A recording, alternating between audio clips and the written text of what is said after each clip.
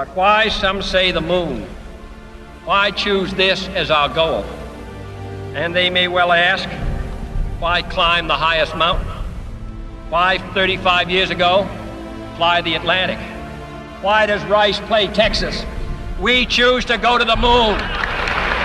We choose to go to the moon in this decade and do the other things, not because they are easy, but because they are hard. Because that goal will serve to organize and measure the best of our energies and skills. Because that challenge is one that we're willing to accept, one we are unwilling to postpone, and one we intend to win, and the others too.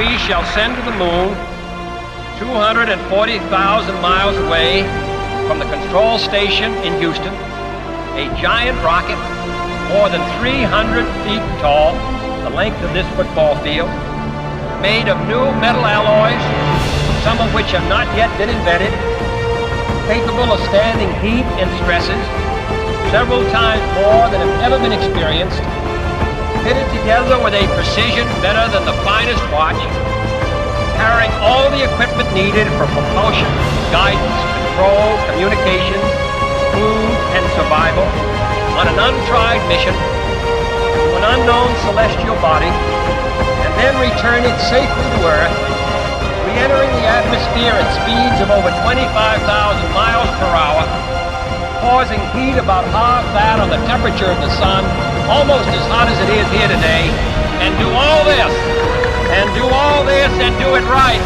and do it first, before this decade is out, then we must be bold.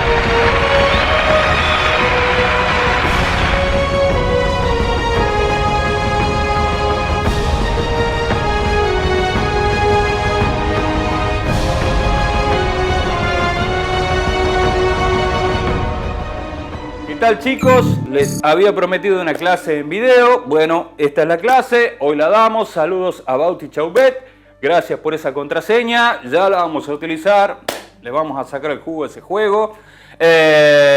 Bueno, comencemos con la clase.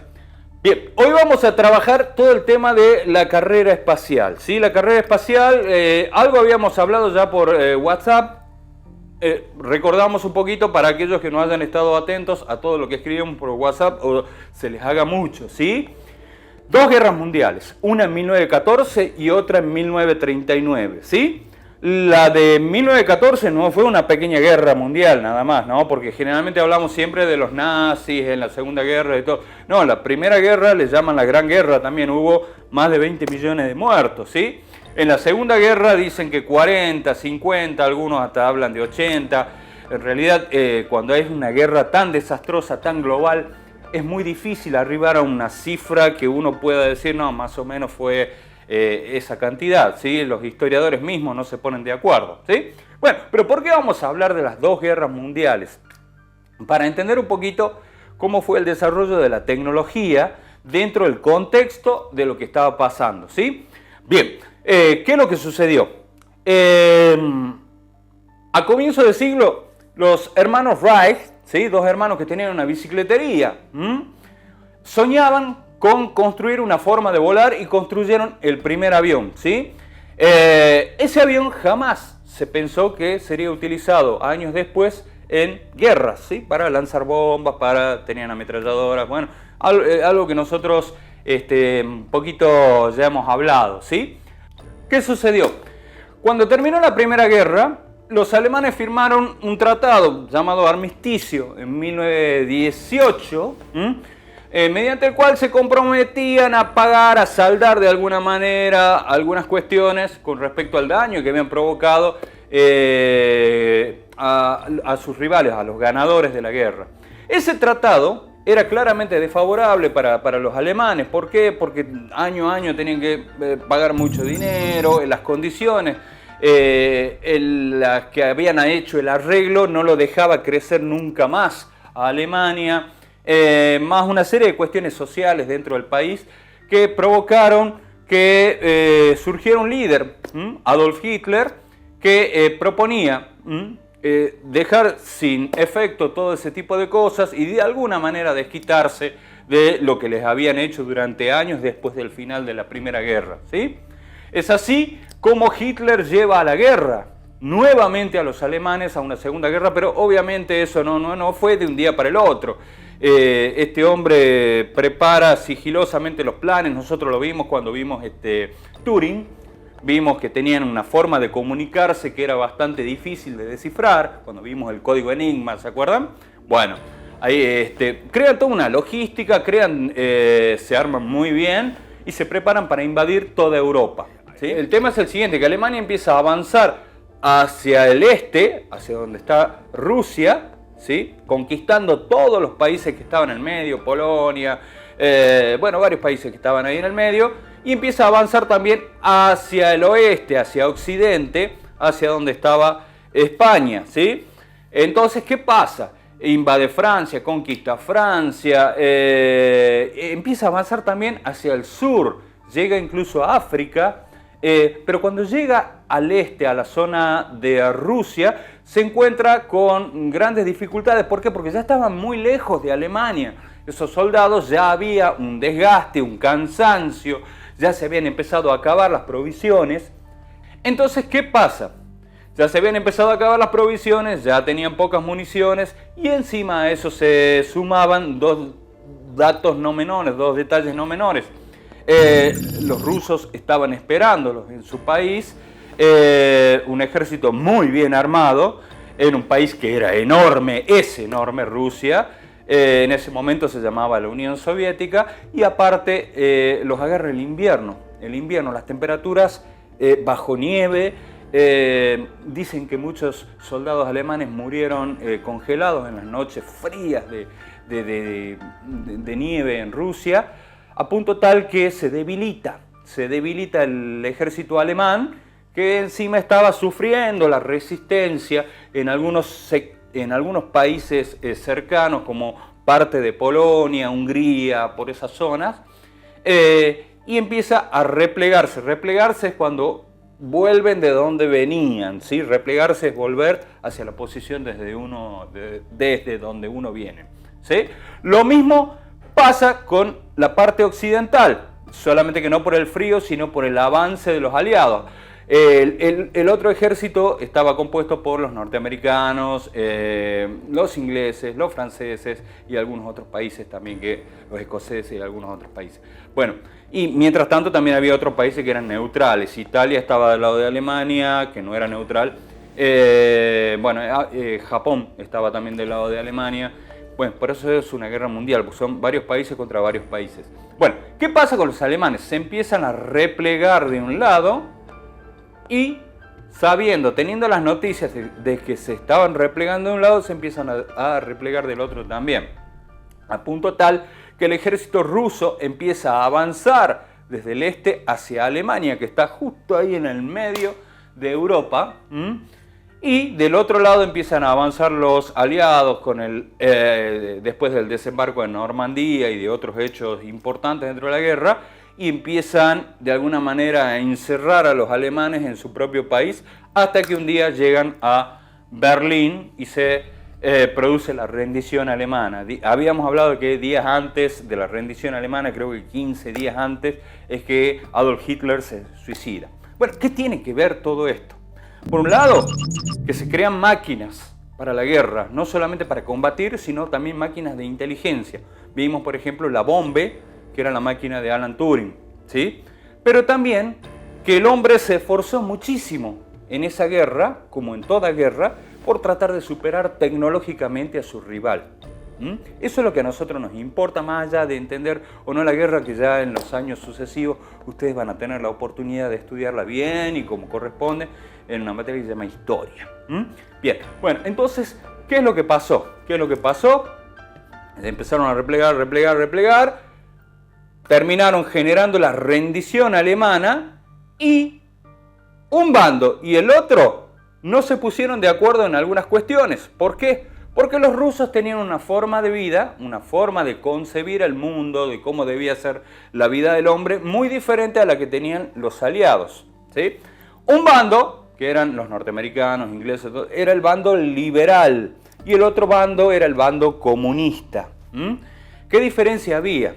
¿En qué no se ponían de acuerdo?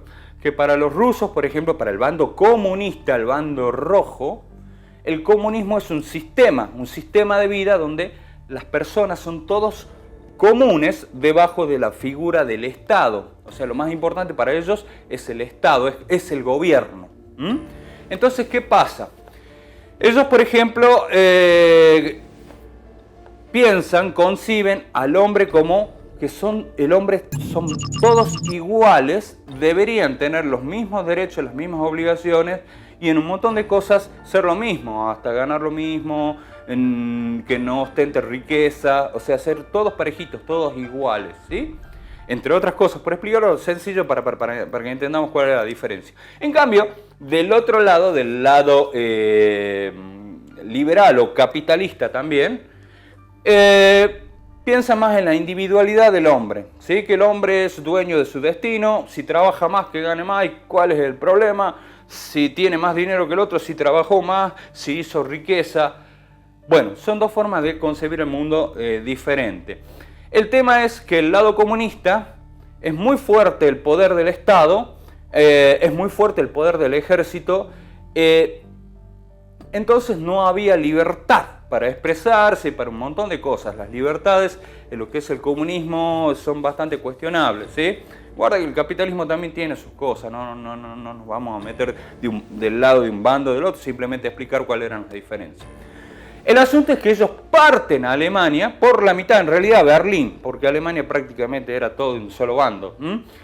Pero a Berlín lo parten por la mitad con un muro que empiezan a edificar que se llama el Muro de Berlín. Entonces era un mismo país, Alemania, que quedó perteneciendo de un lado a Rusia, al comunismo, y del otro lado al capitalismo. Bueno, ¿y qué pasó con eso? ¿Qué pasó con esa división y todo? No se podía pasar de un lado al otro, empezando por ahí. Si vos tenías tu familia, vivías del lado del este, o sea, del lado del comunismo, no podías pasar ni con permiso, ni con pasaporte, ni con nada para el otro. Estaba prohibido. De hecho, te fusilaban si intentabas pasar, porque mucha gente intentó pasar el muro y, bueno, murió ejecutada.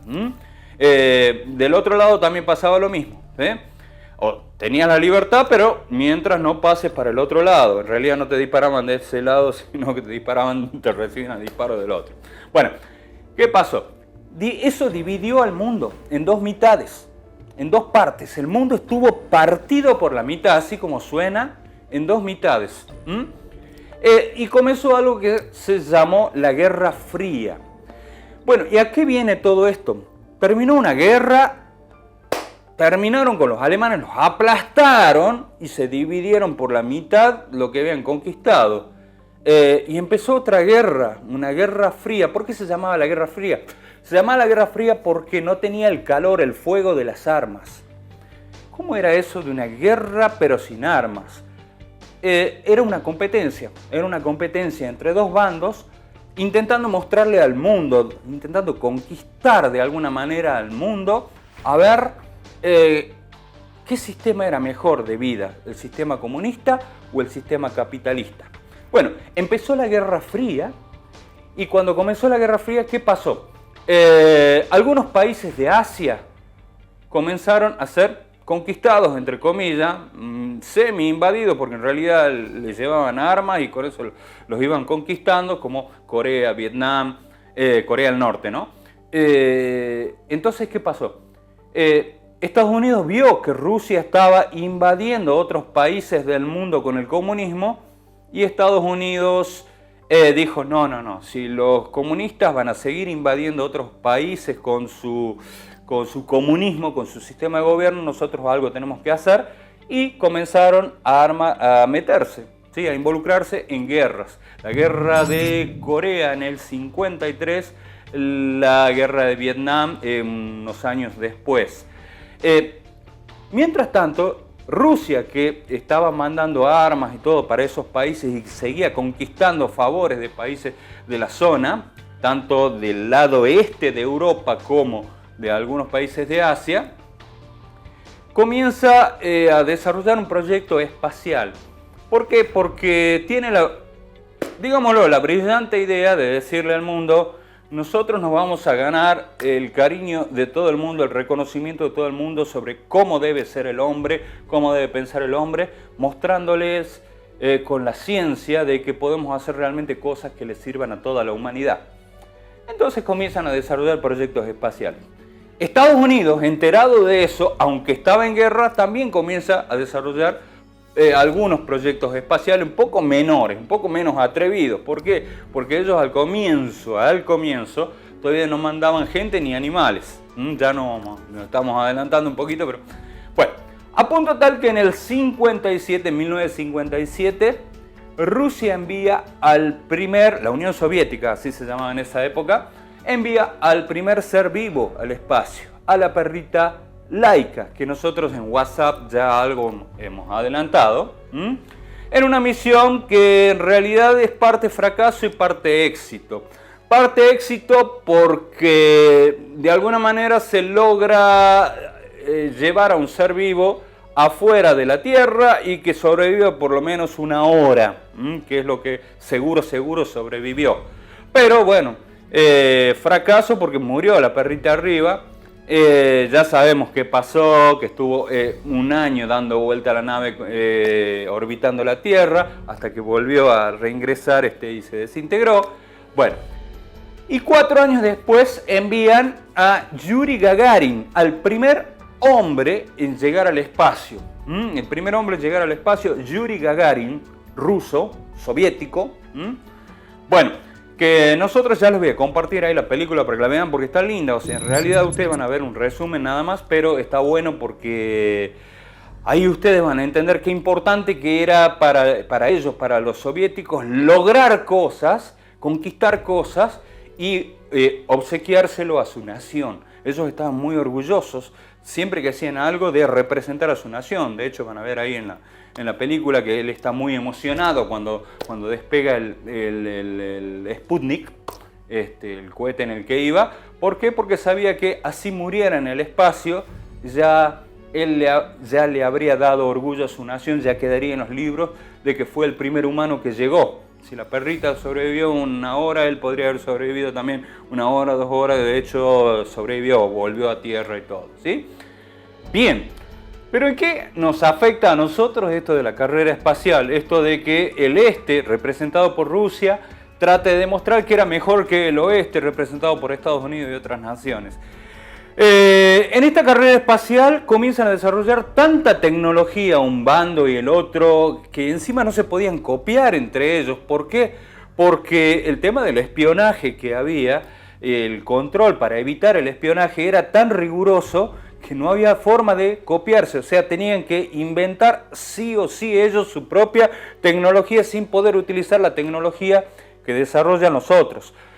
Ya van a ver que hoy en día esto es muy diferente. ¿Por qué? Porque ya hasta trabajan juntos en algunos proyectos como la Estación Aeroespacial Internacional, que bueno, ya les voy a explicar bien ese tipo de cosas. Sigamos donde estábamos, sigamos a donde habíamos quedado. Año 61, Yuri Gagarin alcanza el espacio, el primer hombre en llegar al espacio, el primer hombre en ver la Tierra desde afuera. Eso es lo importante también. ¿Por qué? Porque el tema de que la Tierra sea redonda, si bien es cierto que ya se asumía como que tenía forma circular, o en realidad era un globo, no circular, nadie la había visto desde afuera, desde arriba. Como decir, no, sí. Bueno, cuando ustedes vean la película van a ver que se da ese momento. No solo eso, sino que Gagarin experimenta, entre otras cosas, la presión, la enorme presión a la que está sujeta cualquier cuerpo cuando alcanza determinadas velocidades y cuando alcanza semejante altura. Experimenta la falta de gravedad y una serie de cosas más. Pero también es importante, ¿por qué? Porque entre toda la tecnología que tenían que desarrollar ellos, tenían que desarrollar equipos para poder comunicarse a kilómetros y kilómetros de distancia, equipos para medición, buenos equipos de medición, de presión atmosférica, de altura, de condiciones de temperatura, de un montón de cosas. Entonces, ¿qué pasa? se produce de alguna manera una aceleración en todo lo que es el área tecnológica, con tal de tratar de mejorar la tecnología que ellos tenían para tratar de alcanzar los objetivos que tenían. Yuri Gagarin, en el año 1961, logra llegar al espacio. Y luego vendría la primera mujer, Valentina Tereskova, en el año 63. Valentina Tereskova, la gaviota la apodaban, tiene una anécdota bastante especial ella en cuanto a que tuvo que mentir a su familia. No les voy a contar la historia porque, bueno, para eso prefiero que ustedes investiguen, que es la mejor forma de aprender. Pero ella tuvo que mentir en su casa de que se iba a una sesión de paracaidismo, ya que era su profesión y en realidad se estaba yendo al espacio. Ya van a ver también por qué tuvo que mentir. Todo lo que era secreto de Estado era algo muy riguroso y hasta te podían llegar o encarcelar o fusilarte si es que revelabas algunas cuestiones que eran muy importantes para ellos. Una cosita que me parece muy importante a mí de Valentina Tereskova es que ya toda su vida soñó con llegar al espacio y lo consiguió, ¿sí? Convirtiéndose en la primera mujer en la historia en llegar al espacio. Pero hay otro que también había soñado volar entre las estrellas, que era Alexei Leonov, otro ruso más, que fue el primer hombre en volar en el espacio. ¿Cómo es eso de volar en el espacio? Se mantuvo suspendido en el espacio mientras su nave con él afuera orbitaba, o sea, daba vueltas a la Tierra. Él de niño, la tenemos por ahí a la película, ya la voy a compartir, porque es muy linda también, habla de amistad esa película.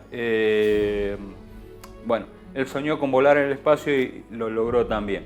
Es lindo porque toda esa parte tiene que ver también con los sueños. Y bueno, dentro de esto que era la Guerra Fría, dos países tratando de conquistar el cariño del mundo sin dispararse un tiro. En realidad sí hubo algunos tiros entre ellos, pero siempre se taparon. Que lo que hacían era tratar de ser los favoritos para el mundo. En esa época toda Europa festejaba los logros de Rusia cuando llegó el primer hombre, incluso cuando llegó Laika, cuando llegó la primera mujer, cuando el primer hombre en volar, Leonov, en marzo del 65. Bueno, todo eso era motivo de festejo para toda Europa y se sentían orgullosos de los rusos. Lo bueno de esa época era que vos podías tomar la señal de las radios rusas y escuchar la misión.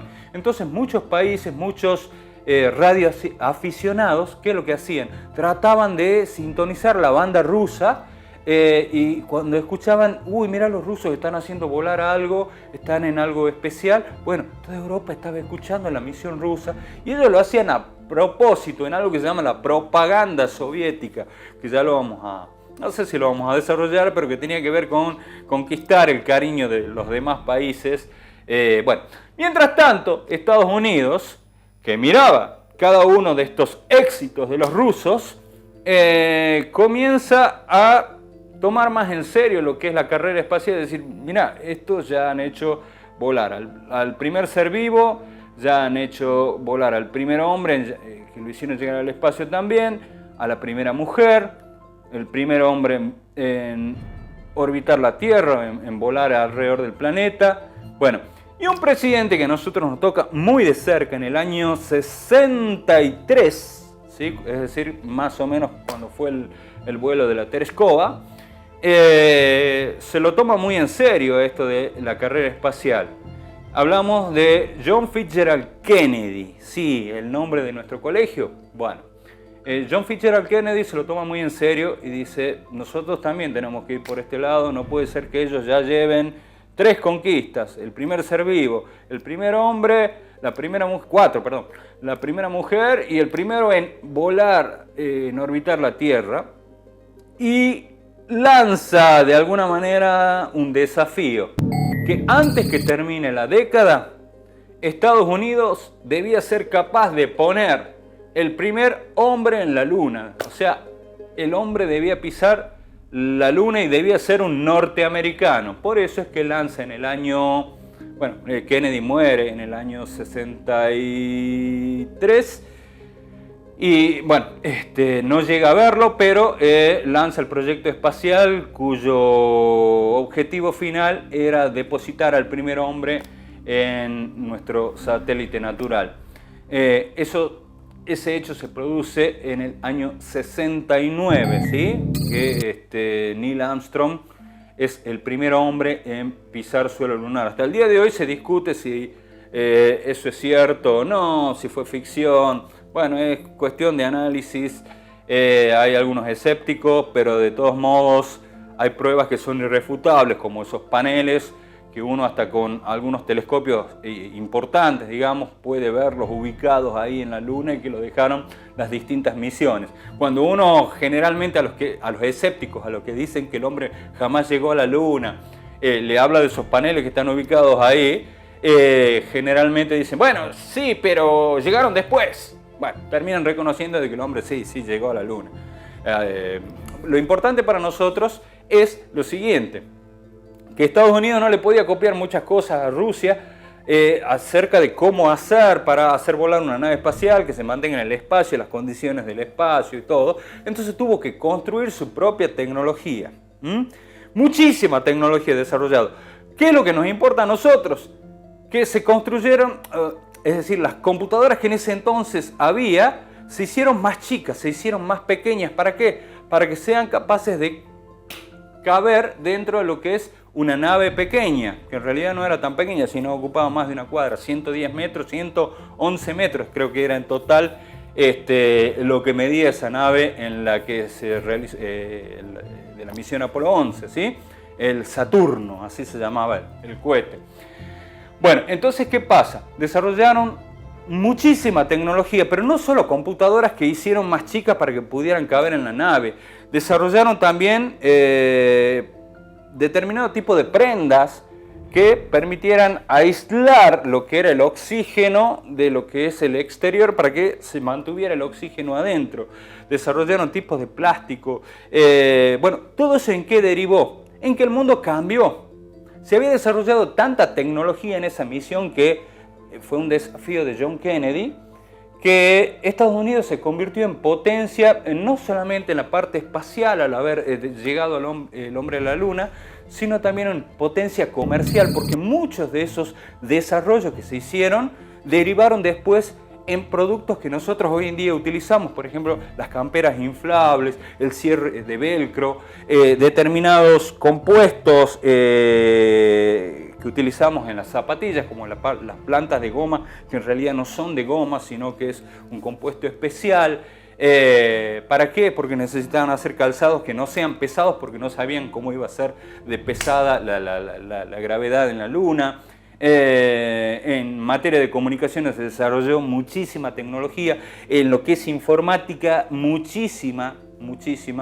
Entonces, ¿qué pasa? El mundo cambió. Por eso es que nosotros vemos el tema de la carrera espacial, porque fue una aceleración tecnológica tremenda, sin precedentes prácticamente, bueno, en el siglo ese sin precedentes, incluso en la Primera y en la Segunda Guerra Mundial no se desarrolló tanta tecnología como se desarrolló en la carrera espacial. Tanta tecnología que desarrollaron los rusos, como tanta tecnología que tuvieron que desarrollar los yanquis, ¿sí? Los norteamericanos, que como les dije yo hace un ratito, no se podían copiar nada. ¿Por qué? Porque era secreto, era top secret lo que tenía desarrollado uno, en qué condiciones, cómo le fue, en qué anduvieron bien, no sabía prácticamente nada uno del otro, salvo algunos planos que se hayan robado por ahí. En espionaje todo era misterio. El mundo vivió un avance tecnológico, sin precedentes y nada fue igual. De hecho, van a ver nosotros, con el tema de la llegada del hombre a la Luna en el año 69, que en la década del 70 se produce la aparición de las primeras computadoras personales. Esto no es casual. Esto deriva de los grandes avances que se habían producido en esos años. Bueno, nosotros hasta acá nada más vamos a ver, después ya vamos a ver la década del 70, con las primeras computadoras personales, Steve Jobs, y un montón, las consolas de videojuegos también lo vamos a ver. Y vamos a ver un montón de cositas que a ustedes les van a encantar, que van a entender cuáles fueron los orígenes, cómo eran, si se veía color, no se veía color, qué tal era la resolución gráfica. Bueno, una serie de cosas que tiempo al tiempo, ya vamos a llegar ahí. Lo primero es entender por qué estudiamos la carrera espacial, ¿sí? Dos mitades del mundo compitiendo entre sí sin dispararse un solo tiro, eso entre comillas, como le dije. Prometiéndose guerra todo el tiempo, guerra con balas, pero sin llegar a concretarla en dimensión, digamos. Peleando entre sí por ahí en algunos países, pero camuflajeados, como la guerra de Vietnam, por ejemplo, que Estados Unidos no estaba tan camuflajeado, pero sí los rusos, que son los que le daban armamento a los vietnamitas. Y bueno, fruto de esa competencia entre dos bandos, se produjo un avance en esos años en lo que es la carrera espacial sin precedentes. Carrera espacial que siguió por unos años más, pero que después, bueno, se fue deshaciendo y hoy en día trabajan de manera colaborativa rusos y norteamericanos en algunos proyectos comunes, pese a que todavía hay alguna tirantez que si ustedes ven las noticias siempre van a estar al tanto. Hasta ahí nada más. Luego vamos a ver ya la parte de la década del 70 con la aparición de las computadoras personales, Steve Jobs, las primeras consolas de videojuegos y un montón de cosas más que en realidad son consecuencia de alguna manera de todo lo que acabamos de ver. Lo que me importa a mí es que ustedes vayan entendiendo por qué la tecnología va cambiando y en función a qué. En este caso a competir. Un bando tratando de ganarle al otro en eso que se llamó la Guerra Fría, la guerra sin armas, la guerra sin el fuego de las armas.